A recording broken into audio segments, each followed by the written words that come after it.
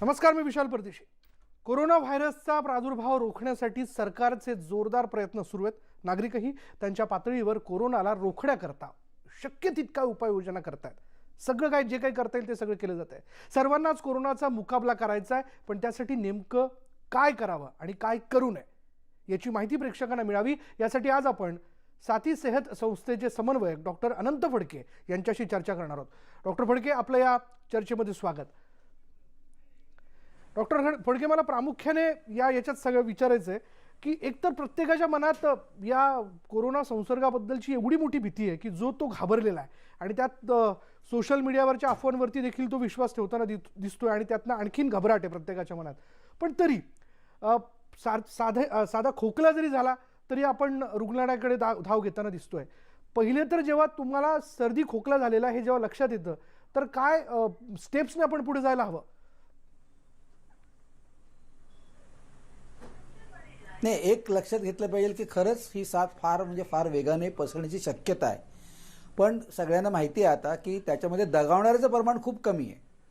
त्याच्यामुळे घाबरून जायचं नाही, परंतु काळजी घ्यायलाच पाहिजे, कारण काळजी करण्याजोगीच परिस्थिती आहे. आणि म्हणून सरकारने जे आता वेगवेगळ्या गोष्टी तुम्ही बातमीत मला सांगितल्यात त्याला माझा पूर्ण पाठिंबा आहे. कारण ताक फुंकून प्यायला पाहिजे. कदाचित ही साथ काही फार वेगाने पसरेल आणि वेगाने पसरली तर जे आपल्याला इटलीमध्ये बघायला मिळतं त्या पद्धतीची परिस्थिती भारतामध्ये येऊ शकते. ते टाळायची असेल तर हे सगळं सामाजिक सरमिसळ जी आहे ती खूप मोठ्या प्रमाणावर बंद करायला पाहिजे. आपण त्याकडे नंतर येऊया, पण तुम्ही जी सुरुवात केली त्याच्यापासून मी आता परत सुरुवात करतो की करोना जो काही चीनमधला अनुभव आहे त्याच्यातून असं दिसतं की 90% पेशंटला कोरडा खोकला आणि ताप येतो. अगदी 5% पेशंटना सर्दी होते. त्याच्यामुळे सर्दी हे त्याचं मुख्य लक्षण नाही आहे. आणि विशेषतः ज्या लोकांना नेहमीच सर्दी होते, आता माझ्यासारखं अनेक लोकांना ॲलर्जिक सर्दीचा खूप त्रास होतो.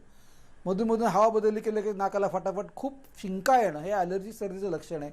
आणि ॲलर्जिक सर्दी जर असेल, प्रचंड शिंका आल्या ज्या आपल्याला नेहमीच येतात, त्या व्यक्तीला माहीत असतं, तर अजिबात घाबरून जायचं कारण नाही आहे. आणि मात्र कोरडा खोकला आणि ताप ही जर लक्षणं एकत्र आली किंवा नुसता कोरडा खोकला जरी आला आणि नुसता ताप जरी आला तरी आपल्या घरी न बसता आपल्या जवळच्या डॉक्टरना भेटा. मग ते डॉक्टर, कारण आता मी हे सगळे मुद्दे सांगणं सोपं नाही आणि तुमच्या लक्षातही राहणार नाही, तर ते डॉक्टर तुमच्या वेगवेगळ्या प्रकारे छाननी करतील, निराळे प्रश्न विचारतील. कुठली तपासणी करणार नाहीत, पण प्रश्न विचारून छाननी करता येते. आणि त्याच्या आधारे त्याने जर असा संशय आला की तुम्हाला कदाचित कोरोनाची साथ विषाणूची लागण झाली असेल तर ते तुम्हाला सरकारी केंद्रामध्ये पाठवतील. म्हणजे पुण्यामध्ये आता नायडूमध्ये पाठवतात. नायडूमध्ये गेल्यानंतर सुद्धा परत तिथे तेच प्रश्न नीट खोलून विचारतात आणि एकंदर असं बघतात की तुम्हाला शक्यता कितपत आहे आणि मगच ते चाचणी करतात. सगळ्यांची चाचणी करत नाहीत. त्याच्यामुळे नायडूमध्ये लांब रांगा लावायच्या आणि माझी चाचणी केली नाही म्हणून परत यायचं निराश होऊन. असं जर आपल्याला टाळायचं असेल तर आपण पहिले स्वतःचा विचार करायला पाहिजे, मग आपल्या नेहमीच्या डॉक्टरकडे जायला पाहिजे आणि मग नायडूसारख्या सरकारी रुग्णालयात जाऊन त्याचं काय जे असेल सरकारी डॉक्टर जे सांगतील ते करायला पाहिजे. तर हे आपल्याला करायला पाहिजे. मग घाबरायचं काही कारण नाही आहे. आणि परत सांगतो की जरी काही कोणाला झाला कोरोना तरी त्यातले 95% 98% लोक हे बरे होतात. डॉक्टर, कोरोनावर हमखास उपचार हा शोधला जातोय का? तो कुठे उपलब्ध होणार? कारण ठिकठिकाणून याबद्दलचे दावे केले जात आहेत की औषध शोधण्यात आलंय म्हणून. हे कितपत खरं, यात तथ्य आहे का? नाही, हे अगदी खरं आहे की कोरोनाचे विषाणू मारायला जगात कोणाकडे सुद्धा औषध नाही. आणि त्याच्यामुळे कुठलीही पॅथी कुठलंही काही कोणी जर दावा करत असेल की बा आम्ही काहीतरी औषध शोधले ते ठार खोटं आहे. कारण ते औषध शोधायला वेळ लागतो आणि त्याच्या चाचण्यासुद्धा कराव्या लागतात. आज औषध शोधलं आणि उद्या लगेच ते वापरलं सगळ्या लोकांसाठी बाजारात नाही आणतायत. जी काही औषधं आता निघतील त्याची चांगली अनेक पेशंटवर तपासणी करून चाचणी करून ते खरोखर परिणामकारक आहे ना आणि मुख्य म्हणजे त्याचे काही वाईट परिणाम नाहीत ना, किती आहेत हे सगळं बघायला 6 महिने वर्षभर सहज लागतात. अजिबात कुठलंच पण उपचार नाही तसाचा अर्थ होत नाही. साधा ताप आला की आपण तापाच्या पॅरासिटामॉलच्या गोळ्या देतो. कोरडा खोकला असेल तर कोरड्या खोकल्यावर गोळ्या देतो. हॉस्पिटलमध्ये वेगळ्या प्रकारची औषधं ज्याच्यामुळे तुम्हाला आराम पडेल, अगदीच गरज नाही तर ऑक्सिजन दिला जातो आणि शेवटी गरज पडली तर तुम्हाला व्हेंटिलेटरसुद्धा ठेवलं जातं. हे सुद्धा उपचाराचाच भाग आहे ना. फक्त विषाणू मारायला कोणतंही औषध नाही आहे आणि त्याच्यामुळे कुठल्याही प्रकारच्या औषधाच्या मागे लागून वेळ वाया घालू नका असं आमचं म्हणणं आहे. तुमच्या सोसायटीत परदेशवारी करून आलेली व्यक्ती जी असते म्हणजे ती जर आली आहे तर अशा वेळी कोणाला कळवायला हवं? आणि दुसरं की बऱ्याच वेळेस लोकांच्या मनात हा एक प्रश्न आहे जो मला आपल्यालाही विचारायचा आहे की संपर्काचा विषय. कुणी म्हणतं की त्या लोकांच्या संपर्कात आलं म्हणून हा आजार झालेला आहे, हे समोर आलेलंच आहे. पण काहींना असं देखील वाटतंय की हा हवेतनं देखील संसर्ग होऊ शकतो. याबद्दल काय आपण प्रबोधन करा? नाही नाही, हवेतून अजिबात संसर्ग होत नाहीत. हे जे विषाणू असतात ते लगेच खाली जमिनीवर पडतात आणि जे पसरतात ते आपल्या ज्या श्वासमार्गातून खोकताना जे तुषार बाहेर पडतात श्वासमार्गातले, थुंकीतले नाही, श्वासमार्गातले, हा श्वासमार्गाचा आजार आहे. हा तोंडाचा, जिभेचा आणि अन्नमार्गाचा नाही आहे. त्यामुळे खोकल्यातून जे तुषार बाहेर पडतात, जर कोणी खोकलं बाहेर, तोंडावर रुमाल घेतला नाही, खरं म्हणजे रुमाल घेण्याच्या ऐवजी आम्ही असं म्हणतो असं खोका, म्हणजे मग ते भाई जी असते त्या भाईवर ते विषाणू पडतात, तिथे ते वाळतात आणि ते नंतर मरतील. असं तुम्ही जर खोकला तर तुमच्या हातामध्ये ते विषाणू जाऊ शकतात आणि मग ते हात स्वच्छ तुम्ही धुवाल दरवेळेस, अशातलाही भाग नाही आहे. त्याच्यामुळे पहिली गोष्ट अशी की घनिष्ठ संपर्क आला म्हणजे 1 मीटरच्या आत आणि 15 मिनिटापेक्षा जास्त इतका वेळ जर आपण एखाद्या माणसाबरोबर असलो आणि जो तो खोकत असलं की त्याला विषाणू जर संसर्ग झाला असेल तरच आपल्याला हा आजार होण्याची शक्यता असते. म्हणजे तुम्ही ट्रेनच्या प्रवासात आहात, बसच्या प्रवासामध्ये आहात, एकत्र कुठे बसलेले आहात, सिनेमा थिएटरमध्ये आहात, शाळा कॉलेजमध्ये आहात आणि म्हणून जिथे मोठ्या प्रमाणावर लोक एकत्र राहतात, बसतात खूप वेळ, अशा ठिकाणीच तुम्हाला संपर्क आला, घनिष्ठ संपर्क आला. जरी तुम्ही ऑफिसमध्ये बसला आणि 3 फुटाचं 4 फुटाचं अंतर ठेवलं आणि कोणाला खोकला ज्याला असेल त्याला घरी पाठवलं, खोकला ताप असेल तर ऑफिसमध्ये सुद्धा आपल्याकडे हे कमी आहे, धोका कमी आहे. पण काही पेशंट असे असतात की ज्यांना खोकला नसताना सुद्धा ते विषाणू बाहेर सोडतात. त्या लोकांचा दोष नसतो. म्हणजे एकंदर लक्षात घ्या, मुख्य जो प्रसार आहे तो खोकलाचे तुषारामार्फत आहे आणि मग ते तुमच्या नाकात डायरेक्ट जातील किंवा शेजारी पाजारी पडलेले तुमच्या हाताला लागतील आणि नाकात जातील. पण काही पेशंट असे आहेत की त्यांना ताप यायच्या आधीच ते विषाणू पसरवतात. त्यांच्या श्वासामधूनही थोडेसे विषाणू इकडे तिकडे अगदी थोड्या प्रमाणात जातात. आता मी बोलताना माझ्या नाकातून जो काही श्वास बाहेर पडतोय त्याच्यामध्ये सुद्धा थोडेसे, जर मला आजारी असेल, मी अजून मला ताप सुरू झालेला नाही, मला खोकला सुरू झाला नाही, तरी सुद्धा माझे विषाणू बाहेर पडू शकतात, अशी शक्यता आहे. आणि अशी शक्यता असल्यामुळे सगळं हे बंद चाललेलं आहे की शाळा बंद करा, कॉलेज बंद करा, बरीचशी दुकानं बंद करा. हे करण्याचा हेतू हाच आहे की जे काही रुग्ण अजून त्यांना ताप आलेला नाही आहे, अजून त्यांचा खोकला सुरू झाला, असे सुद्धा थोडे रुग्ण आहेत, पण त्यांच्यामधून जे विषाणू बाहेर पडतात ते अनेकांना होऊ शकतात. आणि म्हणून जरा जादा प्रिकॉशन म्हणूनच आपल्याला हे सगळे बंधनं पाळली पाहिजेत. त्यामुळे एक लक्षात ठेवा, तुमच्या सोसायटीमध्ये जरी कुठला एखादा रुग्ण आला तर लगेच त्याला वाळीत टाकणं, त्याला दोष देणं, शेजारी एखादा रुग्ण असला तर तुम्हाला अजिबात धोका नाहीये. तुम्ही त्याच्या खोलीत जाऊन बसलात तर तुम्हाला धोका आहे. त्याच्यामुळे कोणालाही प्लीज वाळीत टाकू नका. जे पुण्यामध्ये एका ठिकाणी झालं ते अतिशय लांछनास्पद आहे आणि त्याची गरज नाही. मुख्य म्हणजे ते वाळीत टाकणं हे पूर्णपणे वाईट आहे. परंतु असा काही, किंवा लोक आता स्कूटर चालवताना मास्क घालतात, बरोबर, रस्त्यात फिरताना मास्क घालतात, ते त्यांची भीती मला समजू शकते. पण त्याचा काय उपयोग, बसमध्ये असला, मुंबईच्या लोकलमध्ये असला तर मात्र मास्क घालाय. खरं म्हणजे मास्क हा जो प्रकार आहे तो फक्त पेशंट्स, कारण पेशंटच्या नाकातून, त्याच्या खोकल्यातून, शिंकेतून हजारो विषाणू बाहेर पडतात. तर त्याच्यापासून इतरांना जाऊ नये म्हणून आपण मास्क लावा, असं खोका किंवा चांगलं रुमाल बांधा, हे आपण सगळं, मुख्यतः मास्क आपण पेशंटला सांगतो. आणि जे कर्मचारी आहेत, डॉक्टर्स आणि इतर कर्मचारी, त्यांना जर आपल्याला प्रोटेक्शन द्यायचं असेल तर त्यांना खास जे वैद्यकीय मास्क मिळतात, महागडे असतात, ते त्यांच्यासाठी राखीव केले पाहिजेत. त्यामुळे आपण ते मास्क घेऊन उगीच ते वाया घालवणं हे काही बरोबर नाही आहे, हे लक्षात घेतलं पाहिजे. त्याच्यामुळे असं नाही पसरत. तुमच्या सोसायटीमध्ये, तुमच्या भागामध्ये, तुमच्या आळीमध्ये कोणी रुग्ण आला किंवा सस्पेक्टेड असला की लगेच तुम्ही त्याच्यापासून भयंकर दूर राहायचं आणि त्याच्याशी असं नका करू. नाही, पण मग काय, मग जेव्हा तुम्हाला असं वाटतं की त्याच्यामध्ये ती लक्षणं आहेत किंवा तो परदेशवारी करून आलेला आहे, जर तशी लक्षणं तुम्हाला जाणवत आहेत तर आपण त्याला दुरून सल्ला देऊ शकतो. पण अशावेळी तो जर जात नाहीये भीतीने तर आपण कोणाशी संपर्क केला पाहिजे, कोणाला सांगितलं पाहिजे?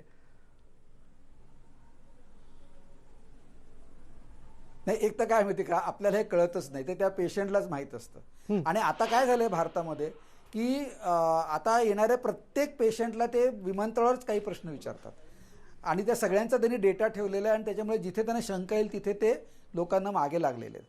त्याच्यामुळे आज आपल्याला नागरिकांनी असं काहीतरी प्रमाण फार मोठ्या प्रमाणावर आहे की ते परदेशीतून आलेल्या नागरिकांमुळे आपल्याला काही ते मोठा धोका आहे, हे मला वाटतं आपला हा फार मोठा, असं म्हणजे तुमच्यासुद्धा आत्तापर्यंतच्या माझ्या तर पाहण्यात गेल्या दिवसामध्ये, एवढा मी कोथरूडमध्ये राहतो, इतके लोक येतात, एक सुद्धा माणूस सापडलेला नाही की जो मला माहिती आहे आणि जो डॉक्टरकडे गेलेला नाही आहे.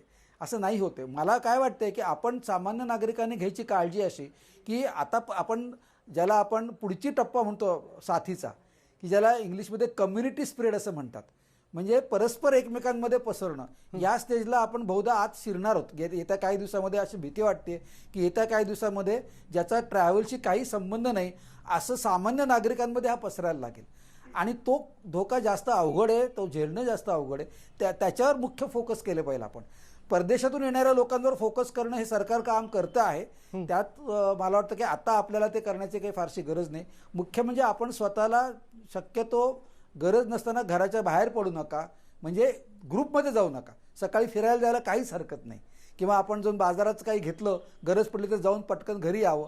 परंतु हे जर आपण पाळलं, हे जर आपण येते काही दिवस पाळलं, तर मला वाटतं की आपण ही साथ रोखण्यामध्ये सरकारला मदत करू शकू. बरं डॉक्टर, आपल्याबरोबर काही ज्यांच्या हातावर काही प्रेक्षक आहेत आपल्याबरोबर, ज्यांना आपल्याला काही प्रश्न विचारायचे आहेत. पुण्यावरून एक मिलिंद जाधव म्हणून आहेत आपले प्रेक्षक, त्यांना आपल्याला प्रश्न विचारायचे. मिलिंद जाधव, बोला. हा सर, डॉक्टर सर, माझी मिसेस आहे लोकांची तर कामाला जाते स्वयंपाकाला, तर तिने काय खबरदारी घ्यावी? हॅलो. आयडियल म्हणजे खरं त्यांना सुट्टी द्यायला पाहिजे. आम्ही आमच्या मोलकणीला आज उद्यापासून सुट्टी देणार आहोत. हॅलो. हा, पण डॉक्टर, हाही एक महत्वाचा मुद्दा आहे ना, की ज्यांचं जगणंच मुळात म्हणजे हातावरती आहे, ते काम करतील तर त्यांना रोजगार मिळणार आहे. हो हो. हा, त्या अनुषंगाने, कारण त्यांचा प्रश्न तिथे आपण कनेक्ट करूया. या प्रश्नाला सोपं उत्तर नाहीये. बरोबर आहे, या प्रश्नाला सोपं उत्तर नाहीये.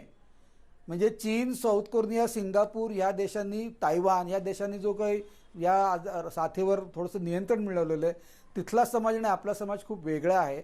आपल्याकडे 90% लोक हे असंघटित क्षेत्रात काम करतात आणि मोठे निम्मे अधिक लोक रोजच्या रोज मजुरीवर जगतात. ते फार अवघड आहे असं मला वाटतं.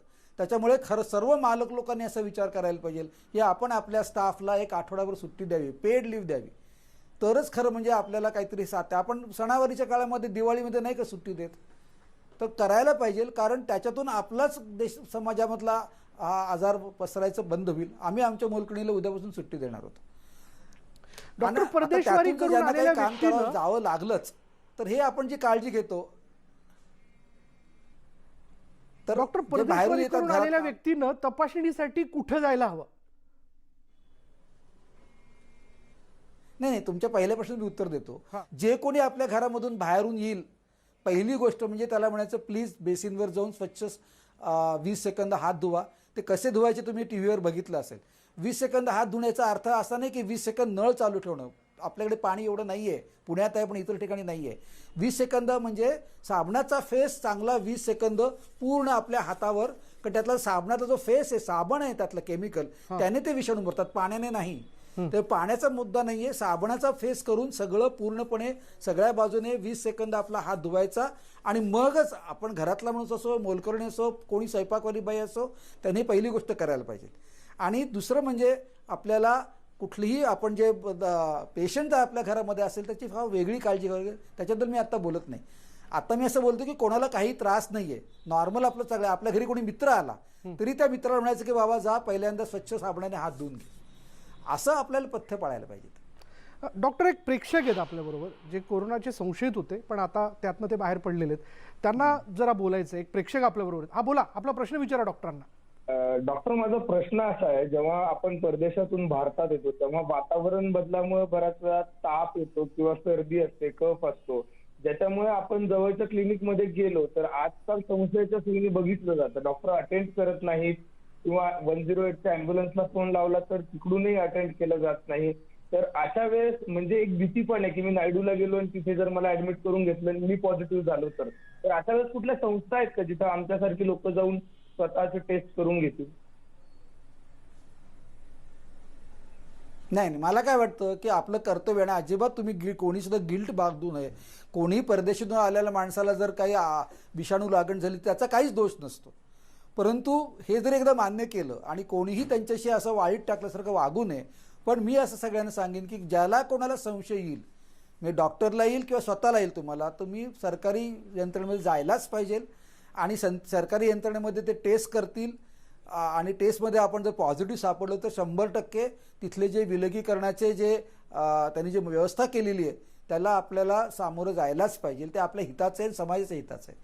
त्याच्यामुळे सरकारी रुग्णालयामध्ये जाणं, ज्याला आजार आहे किंवा शक्यता आहे, याला पर्याय नाही. प्लीज तिथे अर्थात व्यवस्था चांगली असली पाहिजे, तिथे किमान काही काळजी घेतली पाहिजे, तिथे स्वच्छता पाहिजे, हे आपण म्हणून सध्या तरी त्याची तयारी केली आहे. आता ह्याच्या उद्या दसपट पेशंट आल्यानंतर काय होईल मला सांगता येत नाही. परंतु प्लीज सरकारी रुग्णालयाला टाळू नका. आज सरकारी रुग्णालय हाच तुमचा चांगला हे आहे, तिथेच तुमची शंका निरसन होईल. आणि तुम्हाला जर सिम्पटम्स असतील तर तुमची जर टेस्ट केली त्यांनी, बाकी कुठे करून मिळणार नाही, तर टेस्ट केल्यानंतर निगेटिव्ह रिपोर्ट आला तर तुम्ही सगळ्या लोकांना दाखवू शकता ना माझा निगेटिव्ह रिपोर्ट आहे म्हणून. दुसरा कुठलाच मार्ग नाही आहे. आपल्याबरोबर आणखीन आणि काही डॉक्टर लोक जर तुम्हाला टाळत असतील तर योग्य नाही आहे. हां, आपल्याबरोबर अपर्णा वाघमारे आहेत डॉक्टर. त्यांना आपल्याला प्रश्न विचारायचा आहे. हा बोला अपर्णा. हा हॅलो. हा बोला. बोला. हा माझा प्रश्न असा आहे डॉक्टर, की आपण दैनंदिन ज्या वस्तू घेतो म्हणजे भाजीपाला वगैरे, दुधाच्या पिशव्या, म्हणजे आपल्याला रोज जे लागतं त्याच्यावर सुद्धा हा व्हायरस असू शकतो का? म्हणजे जे बाहेरून आपल्याला कुठून कुठून येतं काही मला तर माहिती नाहीये, मार्केटमध्ये मसाले वगैरे असे, त्याच्यावर सुद्धा हा असू शकतो का? नाही, आपण एक तर स्वयंपाकासाठी जे वापरतो ते आपण शिजवून घ्यावं. त्याच्यामुळे शिजवलं की ते व्हायरसच मरतील.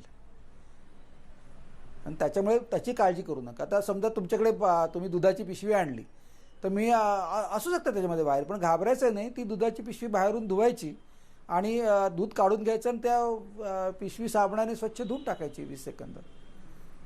साबण लावला की विषाणू मरतात, हे लक्षात. साबण हे अतिशय साधं पण चांगलं औषध आहे. आणि ते स्वच्छतेचा मुद्दा नाही त्याच्यामध्ये अशी काही एक रासायनिक तुम्ही सांगत बसत नाही. त्याची एक रासायनिक क्रिया अशी आहे साबणाची की ज्याच्यामुळे व्हायरसेस निष्प्रभ होतात, मरतात. आणि म्हणून जे काही तुम्ही आता आपण काही भाजीपाला साबणाने धुवू शकत नाही, पण भाजीपाला आपण शिजवून खाऊ शकतो. त्यामुळे त्याचं घाबरू नका. आणि आपल्याबरोबर डॉक्टर पुढला फोन आहे. उमेश आहेत आपल्याबरोबर फोनवरती बदलापूरवरून. उमेश, आपला प्रश्न विचारा. हॅलो. हा बोला उमेश. सर, मी मुंबई पोलीसमध्ये कार्यरत आहे. हॅलो. हा बोला. सर, मी मुंबई पोलीसमध्ये कार्यरत आहे. तर मला कालपासून थोडा म्हणजे घसा खूपच खवखवून त्रास होतोय. आणि परत काल ताप बी थोडा होता. आता ताप कमी आहे. आणि तर मला थोडं भीतीच वाटत. नाही, तुम्ही ताबडतोब बघा, तुम्हाला कोरोनाची लागणं शक्यता खूप कमी आहे.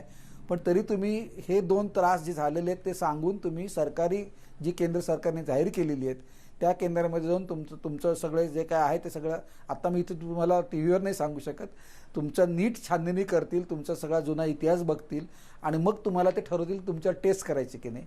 आणि टेस्ट केली, तिचा रिपोर्ट निगेटिव्ह आला तर तुम्ही निश्चिंत व्हाल आणि तुम्हाला योग्य तो सल्ला मिळेल. अजिबात घाबरू नका. घाबरून काहीच होत नाही. आणि परत सांगतो की 98% पेशंट हे आपोआप बरे होतात, त्यांना काहीच करावं लागत नाही. क्रोसिनची गोळी घे, कुठेतरी खोकल्यावरचं औषध घे, याच्यातून 98% बरे होतात. जे काही विशेषतः जे तरुण लोक आहेत त्यांच्यामध्ये तर जवळजवळ कोणी फारसं दगावतच नाही. त्यामुळे अजिबात घाबरू नका. माझ्यासारख्या म्हाताऱ्याला घाबरायला पाहिजे, तुमच्यासारख्या तरुणांना घाबरायचे काहीच कारण नाही. डॉक्टर, तुम्ही आमच्याबरोबर असेच थांबा. बरेचसे फोन येत आहेत. खरं तर प्रश्न आहेत, माझे काही प्रश्न आहेत ज्यावरती आपण चर्चा करणार आहोत. तुमच्याही काही सूचना असतील. वेळ झाली की ब्रेकची, आणि ब्रेकनंतर ही चर्चा सुरू राहील. पण फोन करा, आपल्या मनातले प्रश्न विचारा आणि घाबरून जाऊ नका. आवश्यक ती काळजी घेतली त्या आजारापासून आपण दूर राहू शकतो. पहा फक्त न्यूज 18 लोकमत.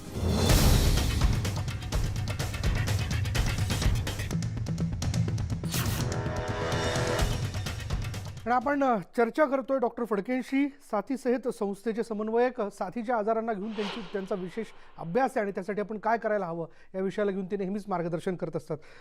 डॉक्टर, नुकताच रेल्वे प्रशासनाने एक निर्णय घेतला, तो म्हणजे की आपले ब्लँकेट्स देखील प्रवाशांनी सोबत घेऊन यावे. त्यांना जर प्रवास करायचा असेल तर आम्ही आमचे ब्लँकेट्स देणार नाही. दुसरा मुद्दा की त्यांना देखील सूचना देण्यात आलेल्या आहेत की वारंवार आपण ट्रेनचं निर्जंतुकीकरण करा, तसं त्यांना सांगण्यात आलेलं आहे. पण हे झालंय की नाही झालंय, कसं लक्षात घेतलं पाहिजे, हे कसं कळेल आपल्याला? नाही, मला नाही वाटत की सामान्य नागरिक काय तसं बघू शकतो. त्यांनी निर्जंतुकीकरण आता निर्जंतुकीकरण केलं समजा तर त्या केमिकलचा आपल्याला डब्यात शिरल्यानंतर वास येईल. त्यामुळे ते आपल्याला बघता येतं. आता किती परिणामकारक केलं, काय केलं असं आपल्याला नाही, आपण विश्वास ठेवला पाहिजे की त्यांनी केलं असेल. निर्जंतुकीकरण. आणि तो ब्लँकेटचा मुद्दा बरोबर आहे, कारण ब्लँकेट हे मधून पसरू शकतो आणि म्हणून त्यांनी आपापलं ब्लँकेट वापरावं. हे काही म्हणजे ते धुत असतील किंवा त्याची स्वच्छता करत असतील, पण या काळामध्ये प्रत्येकाने आपापलं ब्लँकेट वापरावं. आणि आता काय उन्हाळा सुरू झालेला आहे, हे काय मला चुकीचं वाटत नाही. हा मुद्दा बरोबर आहे. डॉक्टर आपल्याबरोबर महेश बट्टे आहेत मुंबई बोरिवलीवरनं. त्यांना प्रश्न विचारायचा आपल्याला. महेशजी, आपला प्रश्न विचारा डॉक्टरांना. हॅलो सर, मला एक प्रश्न विचारायचा आहे की कोरोना म्हणजे हॅलो हा बोला. हॅलो कोरोना म्हणजे फक्त कफावर असतो ना, सर्दी खोकला आणि ताप, तर आपण त्याच्याबद्दल आयुर्वेदिक काय ट्रीटमेंट घेऊ शकतो? आता काय म्हणजे काय रामाची सीता कोण असं विचारसारखं आहे. पेपर आपण वाचतोय, टी व्हीवर बातम्या सांगतोय, त्याच्यामुळे अनेक वेळा सरकारने जाहीर केलेले आहे. आता तर आपल्या आरोग्यमंत्र्यांनी 1 लाख रुपयाचं बक्षीस जाहीर केलं आहे की जर कोणी करोनाचे विषाणू मारायला कोणी औषध आणून दाखवेल तर. हे सगळं खोटं आहे. कुठलंही औषध आज आपल्या हातामध्ये करोनाचे विषाणू मारायला नाही आहे, पण बाकी उपचार करायला जसं आपण क्रोसिनची गोळी घेतो, ठसका कमी करायला औषध घेतो, तर ते उपचार आपल्याकडे आहेत. पण प्लीज डोक्यातून समज काढून टाका की आपल्याला कुठलं तरी आयुर्वेदिक, कुठलं तरी होमिओपॅथिक औषधाने किंवा कुठलं तरी नवीन ॲलोपॅथिक औषधाने आपल्याला काहीतरी त्याच्यावर उत्तर सापडेल. असं नाही होणार आहे. येथे अनेक महिने आपल्या हातामध्ये कुठलंही औषध असणार नाही आहे. त्याच्यामुळे विषाणू मारणारं कुठलंही औषध नाही आहे, हे लक्षात ठेवा. डॉक्टर आपल्याकडे पुढला फोन आहे. अरुण भगरे आपल्या बरोबर आहेत मुंबईत. अरुणजी, आपला प्रश्न विचारा. हा, मी नमस्कार डॉक्टर. हा बोला. आता म्हणजे खेडे विभाग आहे पुसद म्हटल्यावर. आता प्रत्येकाच्या घरी गाई, म्हशी, जनावर, बैल, कुत्रा, मांजर हे सगळे पाळीव प्राणी आहे. यांच्यापासून काही धोका आहे का आपल्याला? अजिबात नाही, अजिबात नाही. काय काळजी करू नका. कारण बऱ्याच वेळेस डॉक्टर काही लोक तर आपली जनावरं सोडून देत आहेत, ह्याही घटना घडताना दिसत आहेत.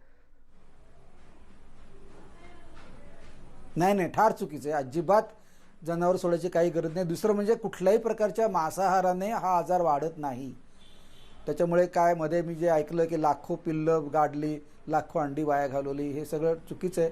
कुठल्याही सुरुवात त्याची चीनमध्ये झाली एका विशिष्ट प्रकारच्या मांसाहाराने, पण आता भारतामध्ये त्याचा काहीही संबंध राहिलेला नाही आहे. कुठले अन्नपदार्थ आपण शिजूनच खावेत, एवढाच फक्त मुद्दा आहे. त्याच्यामुळे कृपया मांसाहाराशी याचा अजिबात कोणी संबंध जोडू नये. फोन लाईनवरती आपल्यासोबत डॉक्टर अश्विनी आहेत, आपल्या एका प्रेक्षक. अश्विनी, आपला प्रश्न विचारा डॉक्टरांना.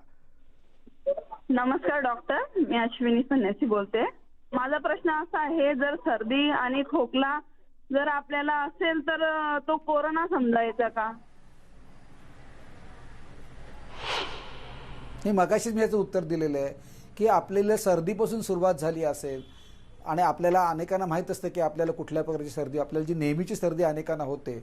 काही लोकांना, माझ्यासारख्या माणसाला ॲलर्जिक सर्दी होते, प्रचंड शिंका येतात, टपटप नाकातून पाणी गळतं. अशा प्रकारची आपली जी नेहमीची सर्दी, जी तुम्हाला प्रत्येकाला माहिती आहे आपल्याला कुठली सर्दी होते, तर त्या सर्दीमुळे ती काही कोरोनाची सर्दी नाही आहे. अगदी 90-95% पेशंटला कोरडा खोकला आणि ताप येतो. त्यामुळे कोरडा खोकला आणि ताप असेल तरच आपल्याला कोरोनाची भीती बाळगायला पाहिजे. ह्याचा अर्थ असा नाही की सर्दी नाहीच होत कोणाला, पण सध्या आपण व्यवहारामध्ये असं ठरवू. आणि काही शंका आली तर आपण नका निर्णय स्वतः घेऊ की मला कोरोना आहे, मला कोरोना नाही. जवळच्या डॉक्टरला भेटा आणि मग ते निर्णाळे प्रश्न विचारून तुमचं काय आहे त्यातला शक्यता काय ते बघतील. त्यांना जरा जास्त शंका आली तर तुम्हाला सरकारी डॉक्टरकडे पाठवतील आणि तिथे तपासणी केल्यावरच तुमचं निदान होईल. त्याच्यामुळे आपण स्वतः काहीतरी निर्णय घेणे चुकीचं आहे. फक्त नेहमीची जी आपली सर्दी असते त्याला लगेच कोरोना म्हणून घाबरू नका. कोरडा खोकला आणि ताप असा जर आला तर मात्र ताबडतोब डॉक्टरांचा सल्ला घ्या. डॉक्टर, आपण अधिक चर्चा करणार आहोत. बरेचसे फोन आपल्याकडे येतात, वेगवेगळे प्रश्न आहेत खरं लोकांचे. आणि माझा देखील एक प्रश्न जो ब्रेकनंतर मी आपल्याला विचारणार आहे की या आजाराचं स्वरूप हे येणाऱ्या काळात मोठं असू शकतं आणि याची शक्यता नाकारता येत नाही. पण आता सरकारने देखील भविष्यातल्या कुठले प्लॅन्स किंवा ज्याला आपण डिझास्टर मॅनेजमेंट म्हणतो हे तयार ठेवणं आवश्यक आहे. घेऊयात एक ब्रेक. ब्रेकनंतर ही चर्चा सुरू राहील. पहा फक्त न्यूज 18 लोकमत.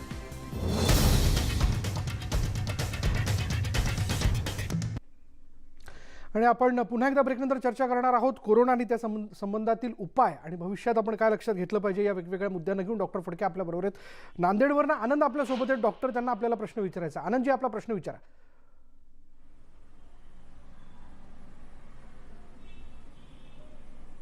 बरं, त्यांच्याशी आपला संपर्क होत नाही. डॉक्टर, मला आपल्याला असं विचारायचं आहे की सुरुवातीला इराणमध्ये आपण पाहिलं तर पहिल्या आठवड्यामध्ये 2 रुग्ण सापडले. मग दुसऱ्या आठवड्यात ही संख्या 120 वरती जाऊन पोहोचली आणि त्यानंतरची आकडेवारी जर आपण बघितली तर हे किती धक्कादायक आहे, हे किती वेगाने पसरू शकतं हे आपल्याला लक्षात येत आहे. पण हे वाढू शकतं, ते वाढू नये हे खरं तर खबरदारी आपण घेतोय, पण तशी शक्यताही नाकारता येत नाही. सरकारने देखील काय उपाययोजना भविष्यातल्या तयार ठेवायला हव्यात असं आपल्याला वाटतं? नाही, सरकारने एक चांगली गोष्ट केली की परदेशात येणाऱ्या लोकांवर त्यांनी व्यवस्थित वेळेवर लक्ष ठेवून त्यांच्या कॉन्टॅक्टसुद्धा स्ट्रेस केलेले आहेत. ही चांगली गोष्ट आहे. नंतर आता महाराष्ट्रामध्ये किंवा इतर अनेक ठिकाणी त्यांनी आता जे आपण सगळं तुमच्याच बातम्यामध्ये आलं की सगळ्या प्रकारच्या सामाजिक आणि हे सगळे समारंभ रद्द करायला सांगितलेले आहेत. हे सगळं चांगले घेतलेले, कारण त्याच्यामागे काही लोकांना वाटतं हे उगीचच काहीतरी करतं, असं नाही आहे. ताक फुंकून प्यायला पाहिजे. खूप वेगाने सगळ्या जगभर साथ पसरलेली आहे आणि त्या सगळ्या साथीचा असा अनुभव आहे. मगाशी म्हटल्याप्रमाणे फक्त 4 देशांमध्ये जिथे साथ आटोक्यात आली काही प्रमाणामध्ये, तिथे सरमिसळ समाजातली एकदम त्यांनी तर बंदच केली, म्हणजे जवळजवळ 80% बंद केली. चीनमध्ये 100% काही भागात बंद केली. तसं केलं तरच ती साथ आपल्याकडे आटोक्यात येऊ शकते. आता भारतामध्ये एवढं करणं भयंकर अवघड आहे. सुदैवाने आपण थोडंसं लवकरही जागे झालेलो आहोत, परंतु त्या पद्धतीचे सरकारने घेतलेले जे निर्णय आहेत आणि आता काल मी आता तुमच्याच बातमीमध्ये ऐकलं की व्यापाऱ्यांनी सुद्धा 3 दिवस इतर सर्व दुकानं बंद ठेवायचं ठरले. हे सगळे जे काही उपाय चाललेले ते अतिशय आवश्यक आहेत. कदाचित ते अनावश्यक होते असं नंतर जर लक्षात आलं तरी सुद्धा मी त्याचं स्वागत करेन, कारण हा आजार खूप वेगाने पसरतो. दगावण्याचं प्रमाण जरी कमी असलं तरी सुद्धा संख्या त्याची खूप जास्त होऊ शकते आणि आपल्या हॉस्पिटल्स जेवढी इटली आणि इतर देशामध्ये जेवढी हॉस्पिटलची सोय आहे तेवढी सोय आपल्या देशामध्ये एवढे हॉस्पिटल बेड नाही आहेत. सरकारी काय खाजगी काय सगळी बेरीज जरी केली तरी आपल्याकडे तेवढी नाही आहेत हॉस्पिटल्स. त्याच्यामुळे युरोपमध्ये वेगळा अनुभव आला आहे, तो लक्षात घेऊन आपण खूप मोठी काळजी घ्यायला पाहिजे असं मला वाटतं. आता सरकारने जे टेस्टिंगवर फारच मर्यादा आणलेली आहे, म्हणजे खोकला ताप, कोरडा खोकला आणि ताप असं लक्षण असेल आणि परदेश प्रवासाचा काही संबंध नसेल तर सरकारी केंद्रामध्ये तपासणी होत नव्हती.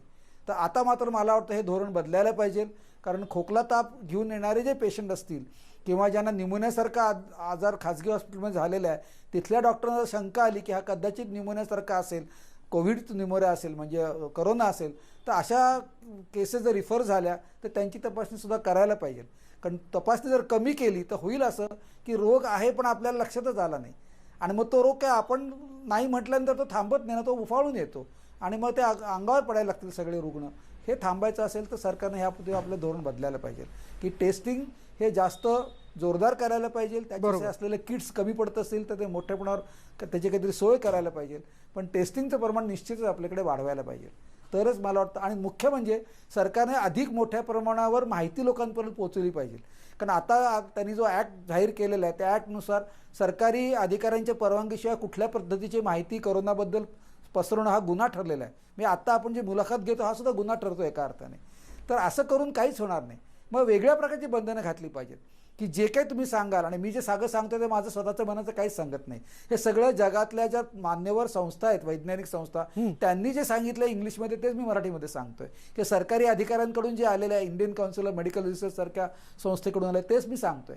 त्याच्यामुळे असं बंधन तुम्ही घालू शकता सोशल मीडियावर की हे जे अधिकृत आणि हे रिनाऊंड संस्था आहेत सगळ्या जगातल्या, त्यांच्या सोडून बाकीचं कोणाला काहीच तुम्ही सांगत असाल तर हे व्हेरीफाईड नाही आहे, हे प्रमाणित संस्थांकडून आलेलं नाही, एवढं त्या माणसाने स्वतः त्याच्यामध्ये लिहिणं बंधनकारक करू शकतो. चुकीचं ठरू शकतं. बरोबर बरोबर डॉक्टर, आपण आणखीन याबद्दल बोलणार आहोत, पण यानंतर वेळ झाले की ब्रेकची, आणि ब्रेकनंतर काही फोन.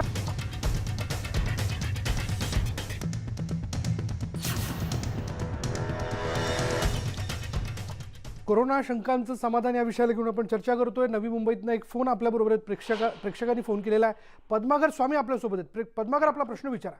सर, पद्माकर स्वामी बोलतोय, नवी मुंबई ऐरोलीमधून. मला एक सांगायचं, आता डॉक्टर साहेबांनी जे सांगितलं की आपण एखादं अन्न वगैरे शिजवून खाऊ, त्यावरती कोरोना असेल तर तो मरून जाईल. पण माझा हा प्रश्न आहे की, हॅलो, हा बोला. हा, माझा असा प्रश्न आहे की बाकीचं सामान जे आपण घरामध्ये आणून ठेवतो किंवा आणून ठेवलेलं आहे, गहू असेल, तांदूळ असेल, साखर असेल, तर त्याला तर आपण निर्जंतुकीकरण कसं करायचं, किंवा म्हणजे त्याच्यावरती कोरोना व्हायरस येणार नाही का? एक लक्षात घ्या की आता जे तुमच्या घरामध्ये ऑलरेडी बाटल्यामध्ये बंद आहे, डब्यामध्ये बंद आहे, त्यात तर कोरोना व्हायरस जाऊ शकत नाही. आता तुम्ही जे नवीन ह्याच्या पुढे जे आणाल त्याच्यावर सुद्धा एक लक्षात घ्या की तो खोकल्यातून बाहेर पडतो. ते त्याच्यामध्ये म्हणजे पाकिटामध्ये ते बंद पाकिट फोडण्याच्या आधी तुम्ही किंवा ते पाकिट तुम्ही मोकळं करा, आतल्या धान्यावर काही सुद्धा कोरोना व्हायरस पडत नाही. आणि वरचं पाकिट तुम्ही धुवून टाका आणि फेकून द्या. मला हा काही फार मोठा व्यावहारिक प्रश्न वाटत नाही आहे. नवीन जे येतं सामान त्याचाच फक्त प्रश्न आहे. परंतु जे जुनं सामान आलेलं आहे त्याच्यावर 14 दिवसापूर्वी जर आलं असेल ते तर जर कोणी कोरोना व्हायरस पडले असतील तर ते म्हणजे 14 दिवसाच्या आधी पडतच नव्हते, आता पडायला लागलेले आहेत. आणि व्हायरसेस हे फार काळ तिथे जिवंत राहत नाहीत. त्याचा अर्थ किती तास राहतात ह्याच्याबद्दल एवढी 100% खात्रीशीर माहिती नाही, पण सहसाधारणतः 12 ते 24 तासामध्ये बहुसंख्य व्हायरसेस मरतात, हेही लक्षात घ्या. काही ठिकाणी ते काही वेळ काय असं आलं आहे की 2-4 दिवसापर्यंत सुद्धा जिवंत राहतात. परंतु ती कृपया भीती बाळगू नका. मुख्य म्हणजे सामाजिक चलनवलन कमी करा, सामाजिक सरळ मिसळ कमी करा. जिथे आवश्यक आहे तिथे 3 फुटाचं अंतर ठेवा. हे जर आपण केलं आणि वारंवार स्वच्छ 20 सेकंद साबणाने हात धुवा, या ज्या गोष्टी आपण केल्या त्याच्यावर लक्ष केंद्रित करूया आणि सरकार ज्या काही सूचना देईल त्याला सहकार्य करूया. आणि म्हणून मला परत परत सांगावं की सरकारने ज्या काही आत्तापर्यंत सूचना दिलेल्या आहेत ते अधिक वारंवार द्यायला पाहिजे, ते देणाऱ्यांची संख्या वाढवली पाहिजे. आणि आज कसं होतं, माझ्यासारखे सामाजिक कार्यकर्ते, डॉक्टर्स किंवा आणखी तर काय काय डॉक्टर्सही सांगतायत, त्यापेक्षा अधिक चांगलं राहील की वैद्यकीय महाविद्यालयाचे प्रोफेसर लोकांनी सांगावं. प्रोफेसर लोकांनी काय सांगायचं ते सरकारने त्यांना सांगावं. पण लोकांना रोज माहिती कळली पाहिजे आणि लोकांच्या शंका अधिकृतरित्या शंका निरसन व्हायला पाहिजे. आज जो काही फ्लो आहे सरकारी माहितीचा तो एका दिशेनेच चाललेला आहे. बरोबर. तुम्ही आता जे प्रश्न मला विचारले ते जर एखाद्या वैद्यकीय महाविद्यालयाच्या प्राध्यापकाला विचारले आणि त्याने जर मी दिलेली माहिती सगळी शास्त्रीयच आहे, ती सगळी सरकारी आणि अधिकृत जगातल्या वेगळ्या संस्थांनी केलेल्या माहितीच्या मी बोलतोय. परंतु मला एक सांगायचं की माहिती लोकांना पुरेशी द्यायला पाहिजे, तरच अफवांचं प्रमाण कमी होईल, का त्या अफवांचा लोकांचा विश्वास कमी होईल आणि जर लोकांच्या सरकारकडे मनातल्या माहिती- प्रश्नांची उत्तरं पण मिळतील खरं तर. डॉक्टर आणखीन आपण बोलणार आहोत, पण आणखीन एक अपील सगळ्या प्रेक्षकांना की मुलांना सुट्ट्या मिळालेल्या आहेत, सुट्ट्या देण्यात आलेल्या आहेत खबरदारीचा उपाय म्हणून, पण मुलं मैदानावरती खेळण्याकरता गर्दी करताना दिसत आहेत, ते करू नका. कारण गर्दी ही टाळणं फार आवश्यक आहे, त्यातली प्रमुख सूचना आहे. आणि आपण समजताय तेवढं ते सोपं नाही. डॉक्टरांनी आता नुकतंच सांगितलं की हा आजार फार मोठ्या पद्धतीने फैलावू शकतो, पण जर आपण खबरदारी घेतली, गर्दी नाही केली तर आपण या आजाराला आपल्यापासून दूर ठेवू शकतो. त्यामुळे पुढल्या महिन्यात वार्षिक परीक्षा विद्यार्थ्यांना, त्याच्यामुळे मैदानावरती जाणं, खेळणं हे टाळा, घरात बसा, अभ्यास करा, हे फार महत्त्वाचं आहे. यानंतर वेळ झाले का ब्रेक घेऊयात. पहा फक्त न्यूज 18 लोकमत.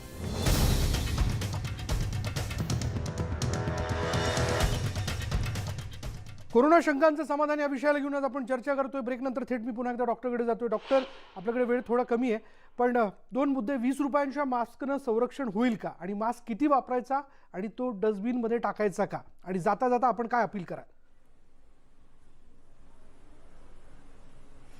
नाही, मी मगाशीच सांगितलेलं आहे की मास्क हा फक्त पेशंट्सना उपयोगी आहे, त्यांच्यातून पडणारे विषाणू बाहेर पसरू नये म्हणून. नंबर 2, डॉक्टर्स आणि कर्मचाऱ्यांचं संरक्षण करण्यासाठी उपयोगी आहे, किंवा घरामध्ये जर कोणी रुग्णाची काळजी घेत असेल त्यांच्यासाठी उपयोगी आहे. थोडक्यात विषाणूचा जो स्रोत आहे त्याच्या जवळपास सगळे त्याच्यावर आपल्याला बंधन घालण्यासाठी मास्कचा खरा उपयोग आहे. बाकी रेल्वे आणि बसच्या क्राऊडेड वस्तीमधून जाणाऱ्या लोकांना सुद्धा घरगुती मास्क उपयोगी आहे. बाकी कोणीही मास्कच्या मागे कृपया लागू नका. आणि मास्कला आपण सारखा हात लावतो आणि मग विषाणू जे इकडे तिकडे पसरलेले असतात ते आपण उचलून नाकामध्ये घालतो. त्यामुळे मास्क लावणं हे जास्त धोकादायक ठरू शकतं, हे लक्षात घ्या. आता जाता मला 3च मुद्दे मांडायचे आहेत. सरकारने काय करावं मी लोकांनी सांगितलं. जे पहिली गोष्ट म्हणजे टेस्टिंगचं प्रमाण वाढवलं पाहिजे. नंबर 2, ज्यांचं जे पोट रोजच्या मजुरीवर अवलंबून आहे, नुसतं हातावर नाही, 3 दिवस मजुरीला नाही गेलं तर चूल पेटण्याचा प्रश्न निर्माण होतो. अशा लोकांसाठी सरकारला काहीतरी खास उपाय योजावे लागतील. आता वेळ नाही, मी सांगत नाही आहे, परंतु ज्याला म्हणतील रेशनिंग फुकट करा, मनरेगामधल्या लोकांना बिनपगारी बिनकामाचे पैसे द्या, अशा बऱ्याच गोष्टी करता येतील. हे केवळ तात्पुरतं आहे, 2 आठवड्यासाठी आहे, पुढचं पुढे आपल्याला बघता येईल. हे जर आपण केलं आणि त्याच्यामुळे असं नको व्हायला की तुम्ही कर्फ्यू जाहीर कराल शहरामध्ये आणि ज्यांना रोजच्या रोज मजुरी मिळाल्याशी त्यांचा संसार चालत नाही त्या लोकांनी घरी उपाशी राहायचं, असं नाही करता येणार. सरकार करणार नाही असं मला आशा आहे. आणि म्हणून मला या माध्यमातून परत सांगावं वाटतं की टेस्टिंग वाढवा आणि गरिबांचा विचार करा. या 2 गोष्टी केल्या तर सरकारचं कर्तव्य आणि माहिती लोकांना पुरवली पाहिजे. जास्तीत जास्त वेळा जास्तीत जास्त लोकांकडून अधिकृत माहिती पोहोचवा म्हणजे अफवांचं पीक कमी होईल. ह्या 3 गोष्टी मला मुद्दामून सांगाव्याशा वाटतात. धन्यवाद डॉक्टर या सगळ्या मार्गदर्शनाबद्दल. फार महत्त्वाचे प्रश्न होते आमच्या मनामध्ये, शंका होत्या, ज्या खरं तर ज्याचं निरसन आणि त्याची उत्तर आपण देऊ केली. धन्यवाद या सगळ्या माहितीबद्दल. वेळ झाली का ब्रेकची? ब्रेक घेऊयात. पहा फक्त न्यूज 18 लोकमत.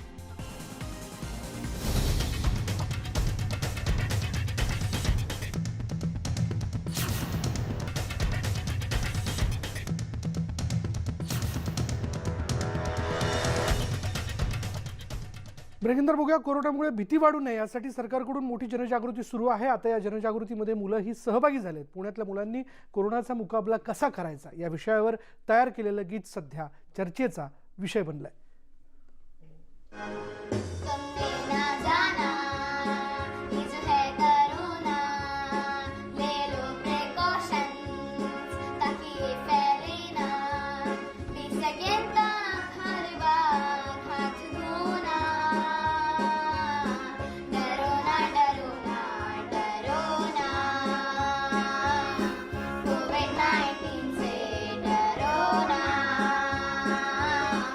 कोरोना धोकादायक असला तरी भीती बाळगू नका असं आवाहन ही मुलं आपल्या गाण्यातून सर्वांना करतायत.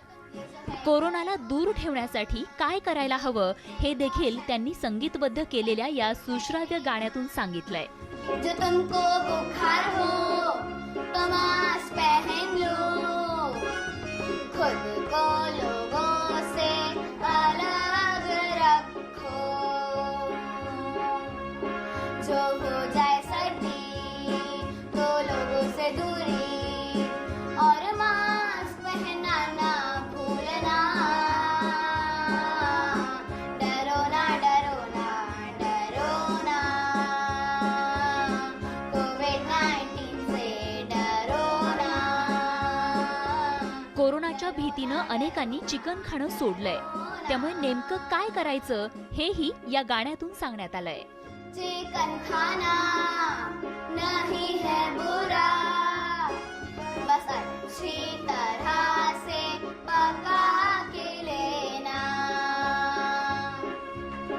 खुद नहीं डरना और ना डराना, छींकते खांसते आम यूज करना, डरो ना. नागरिकांमधली कोरोनाची भीती दूर व्हावी यासाठी वैशाली बोधनकर यांनी हे खास गीत लिहिलं. तसंच मुलांकडून तयारी करून घेत गाणं गाऊनही घेतलंय.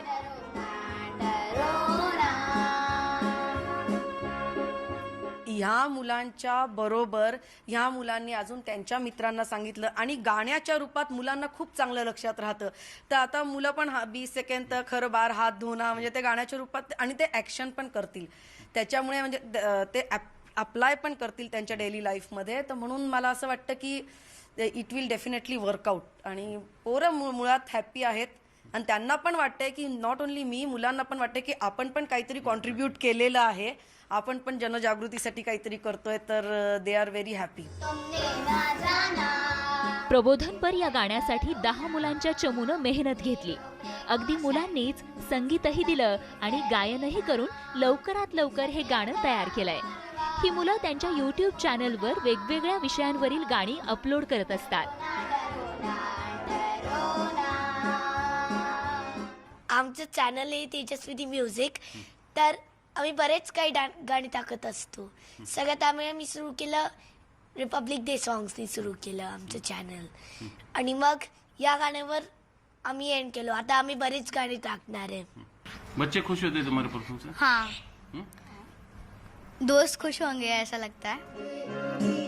कोरोनाचा धसका घेऊन घाबरण्याऐवजी सर्वांनी मिळून एकत्रितपणे प्रयत्न केले तर कोरोनाला हरवता येणं शक्य आहे, हाच संदेश या मुलांनी त्यांच्या या गाण्यातून दिलाय. कोविड-19 से डरो ना, डरो ना डरो व्हिडिओ जर्नलिस्ट निखिल करंदीकर सह Chandrakant Phunde, bureau report, news 18 Lokmat. यानंतर इथेच थांबणार आहोत, पण जाता जाता पुन्हा एकदा आपल्या सगळ्यांना सांगायचं आहे की शाळांना सुट्टी देण्यात आली आहे, पण विद्यार्थी खेळण्यासाठी मैदानावरती गर्दी करताना दिसत आहेत. गर्दी करू नका, गर्दी टाळा, कारण गर्दीच्याच माध्यमातून या साथीच्या आजाराचा फैलाव होत असतो. घरात बसणं म्हणजे शिक्षा समजू नका. पुढल्या महिन्यात आपली वार्षिक परीक्षा असणार आहे, त्यामुळे घरात बसून अभ्यास करा. इथेच थांबणार आहोत. पहा फक्त न्यूज 18 लोकमत.